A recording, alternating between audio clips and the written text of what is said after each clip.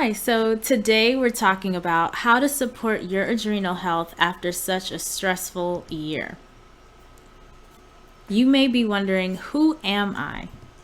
My name is Samantha Salmon. I am an integrative nutrition coach that specializes in helping women lose weight, balance blood sugar, and release stress and anxiety for total optimum health. I'm the founder of rawfoodmealplanner.com and the creator of the Raw Food Health Empowerment podcast. I'm also the author of the book You Can Afford to Be Healthy, and I'm very much active in the health equity space in Los Angeles currently, working in food policy and serving on the board of a nonprofit. Everything that I do is with the common mission and goal to eradicate type 2 diabetes in this country. So why should you care about your adrenals? That's the focus of this topic. So the adrenal glands produce hormones that help regulate your metabolism, immune system, blood pressure, response to stress, and other essential functions. As you can see in the image on the right, the two kidneys, those beige triangular tops on top of them, those are the adrenal glands. When your adrenal glands are operating well, you have mental clarity and can maintain alertness throughout the day. But when your adrenal glands are fatigued, you feel physically run down with low energy levels, a weakened immune system, and an inability to adapt to stress. Adrenal glands are responsible for producing a few different hormones like cortisol, noradrenaline, and adrenaline, all of which can cause high blood pressure when they're released in excess. Cortisol in particular helps to control the body's use of fats, proteins, and carbs, suppresses inflammation, regulates blood pressure, increases blood sugar, and can decrease bone formation. It also controls the sleep-wake cycle. It's released during times of stress to help the body get the energy boost it needs to handle an emergency. Adrenal glands produce cortisol in response to signals from the hypothalamus in the brain.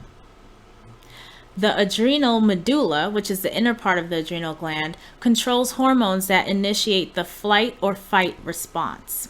The main hormones secreted by the adrenal medulla are epinephrine, which is adrenaline, norepinephrine, which is also known as noradrenaline, which have similar functions. These hormones increase the heart rate and force heart contractions, increasing blood flow to the muscles and brain, relaxing airway, smooth muscles, and assisting in sugar metabolism. They also control the squeezing of the blood vessels, helping to maintain blood pressure and increasing it in response to stress. Epinephrine and norepinephrine are often activated in physically and emotionally stressful situations when the body needs additional resources and energy to endure unusual strain. So we're seeing the theme of stress here and how it's impacting our blood sugar, our blood pressure. I want to talk about the stress response versus the relaxation response. So we've been talking about all of the hormones that circulate in the bloodstream when the brain communicates to the adrenal glands that you are in a dangerous situation, right? High stress. You are being chased or attacked by a lion, a tiger, a bear. So all of these hormones are circulating in the bloodstream, and the blood is basically going to the extremities with the goal for you to get out of this very dangerous situation. So what is not happening is digestion, any repairing of damaged cells. No healing is really taking place in the body because the body is focused on keeping you safe in this moment. Versus the relaxation response. So when the body's in a relaxation response, it can focus on actually digesting the foods that you're eating, assimilating those nutrients to repair damaged cells and allow for healing to happen in the body. Now, just so we're clear, The relaxation response and the stress response cannot happen simultaneously in the body. So if your body's in a state of prolonged stress, you could be feeling irritable, frustrated, feeling hard to concentrate, dealing with brain fog, and eventually, all of this leads to exhaustion. When the adrenals are out of balance, you could be dealing with one of three scenarios. Either you're tired and completely exhausted from all of the stress and dealing with burnout and fatigue. Or two, you're completely wired. You can't slow down even if you want to. And this is manifested for me as being a workaholic, working on vacations and weekends and just all the time, which of course eventually led to burnout. Or you have both, tired and wired. You can't sleep at night and you're dragging in the morning. However, there are things that we can do to nourish our adrenals. We can nourish them by eating more vegetables, and here are some healthy ways you can enjoy vegetables. Salads is an option. Wraps, and I love wraps utilizing leafy greens. So like using a collard leaf as the wrap to put all your other fixings into your wrap, or a seaweed wrap like nori. You can do stir fries, and they could be oil free. They can be healthy stir fries where you're either using coconut aminos, which is an alternative to like soy sauce, or you just use water, or you can use a veggie broth. It doesn't have to contain oil if you're doing stir fry. You can enjoy vegetables in a soup. You can enjoy it in juices and smoothies. Lots of great, delicious options. So let's take a look at the foods that are really helpful for adrenal health, right? That support adrenal health. Onions, mushrooms, peppers, asparagus. I mean, I know a lot of these you can put in a wrap or a salad or any of what we just discussed. Tomatoes, eggplant, zucchini, bean sprouts, lettuce, garlic, green beans, broccoli, cucumber, celery, snow peas, shallots, oranges, grapefruits, and roasted potatoes. Also, you want to make sure to keep your body hydrated.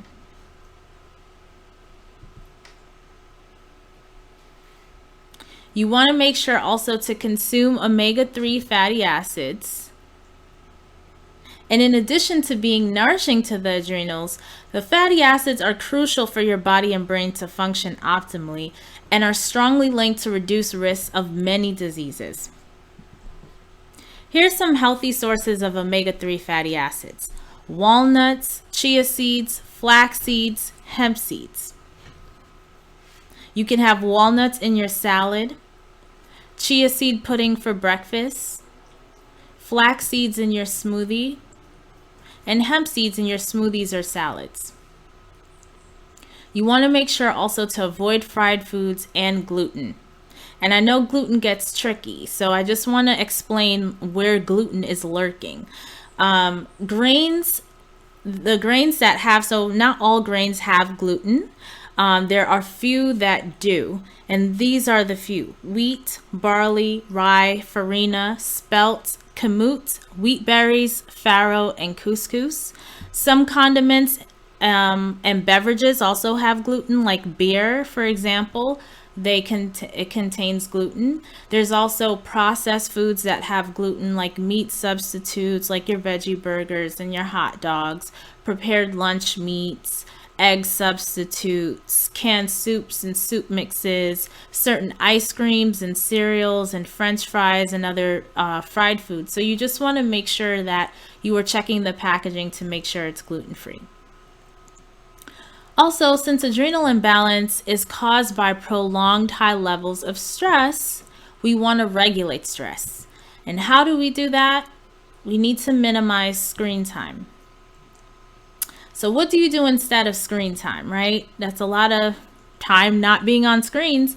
So you can exercise, you can move the body, which is also helpful for adrenal health.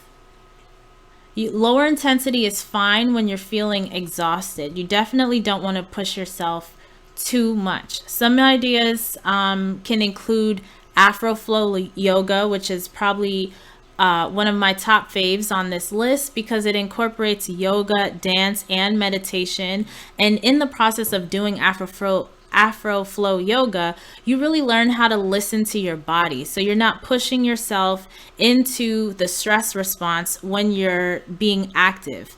You want to be active and do it in a way that's enjoyable, fun, and also working towards your mental health and physical well-being. So you don't want to induce stress. Some other great options are Pilates, Qigong, Tai Chi, restorative yoga, walking, dancing, weightlifting, and resistance training.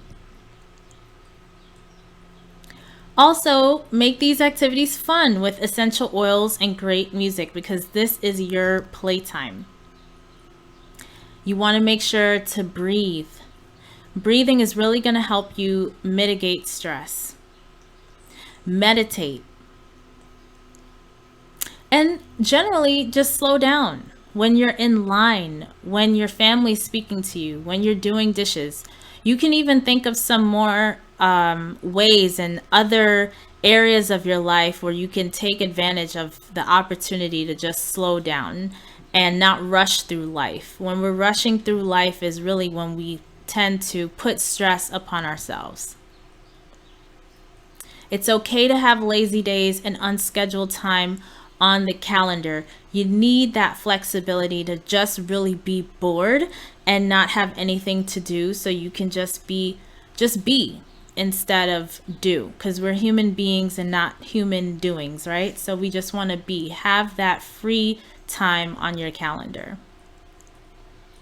Eat slowly and make sure you're comfortable and relaxed so that you can properly digest your food, because this again will help keep your body in a state of relaxation. You want to journal. If there's anything that's bothering you or triggering you into a stressful state, journal about it. And journaling is really helpful because you can actually read back what you're writing down instead of your brain just ruminating on negative thoughts and ideas throughout the day without any kind of solution. Once you see it on paper, it's really, it can make it a lot easier to see clearly the next steps that need to be taken, or a different approach or different lens in which you could look at a situation where it won't feel so stressful or so triggering.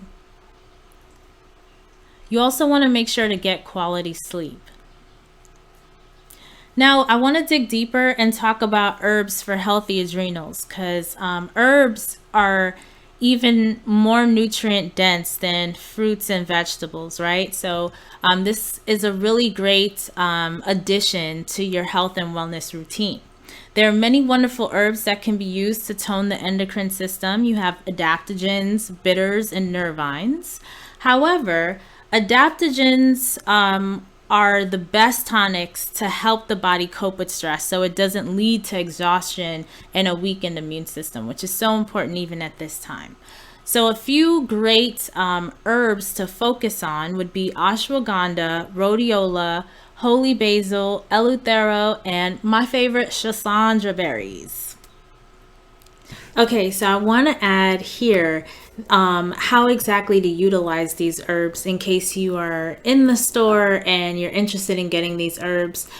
Make sure to get a high quality herb and make sure it's organic, right? All the same rules apply when you're, buying food to the herbs. You want to make sure it's organic and high quality. So ashwagandha is most likely going to come in a powder form, and how you can use that, you can actually add the powders to your smoothies.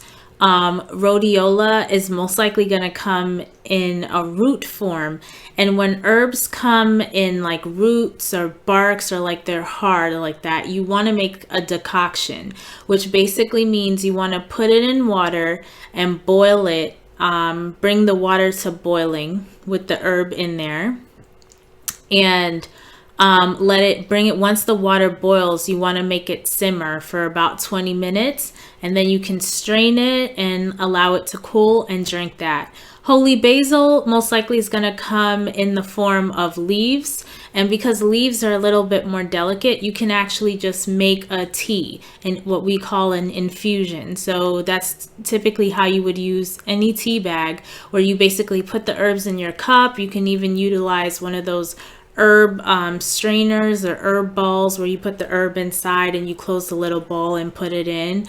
They also have tea kettles or infusion kettles where you basically put the herbs in and it sits inside this little kettle, and you pour the boiling water in, and so it's steeping in there for a few minutes, usually until the water cools and you can see that the water has changed color. It's absorbing all those polyphenols and phytonutrients from the herbs, because these are nutrient dense plants, right? So all of that herbal medicine is coming out into the water by the extraction of the heat. So once it's cool, so you're not burning yourself, then you can drink that. Eleuthero is most likely going to come in root form, and Schisandra berries, there are many different ways in which you can utilize Schisandra berries, but if you are a beginner when it comes to herbs, the best way would be as an infusion, or you can even make a decoction depending on, again, how hard or how delicate it is. I don't know if if you somehow have access to fresh berries or not. Most of the time when we're buying herbs, we're getting dried herbs. So if these are hard dried herbs, you're going to want to do a decoction like I explained earlier. So due to the stress hormones running rampant, weight gain, irritability, and fatigue can result. But these will help to keep stress low. And I hope this presentation was helpful for you in your health and wellness journey as you turn the leaf in a stress-free new year.